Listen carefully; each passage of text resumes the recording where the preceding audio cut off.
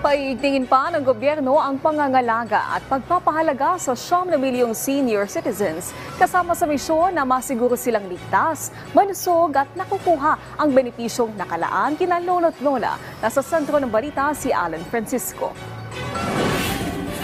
Formal nang inilunsad ngayong araw ng National Commission of Senior Citizens sa Malacanang ang 5-year Philippine Plan of Action for Senior Citizens para sa taong 2023 hanggang 2028. Ito yung magiging hakbang para sa pagpapabuti ng sitwasyon ng mga senior citizens sa bansa. Alinsunod sa Republic Act No. 9994, ang senior citizen ay ang mga Pinoy na edad 60 pataas. Layo ng programa na resolbahin ang mga pangailangan at hamon na kinaharap ng mga senior citizen.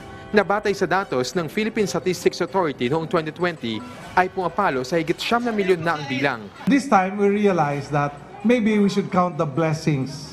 We should look at the senior citizens as a vast reservoir of skills, expertise, knowledge, wisdom. Bahagi ng plano ng NCSC at mga stakeholder nito na lumikha ng isang inclusive at age-friendly society na nag-serbisyo, nagpoprotekta sa karapatan at pribilehiyo ng mga matatandang Pilipino.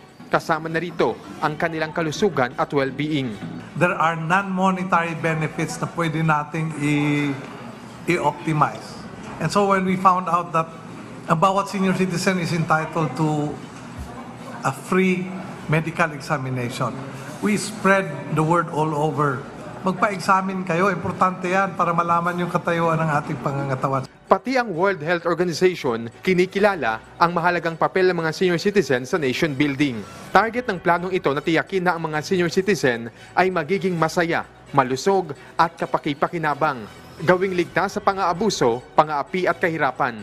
I think the elders now, the elderly people, the older persons are senior citizens are very aware and they're awakened of the strength that they have as senior citizens. Isusulong din ng komisyon ang pag-amyenda sa RA 9994, partikular ang implementasyon ng discount at benefits sa mga lokal na pamahalaan at OSCA o Office of Senior Citizens Affairs. Nais din nilang gawing observing member ng National Disaster Risk Reduction and Management Council ang NCSC para matiyak ang kapakanan ng mga senior citizen tuwing may sakuna.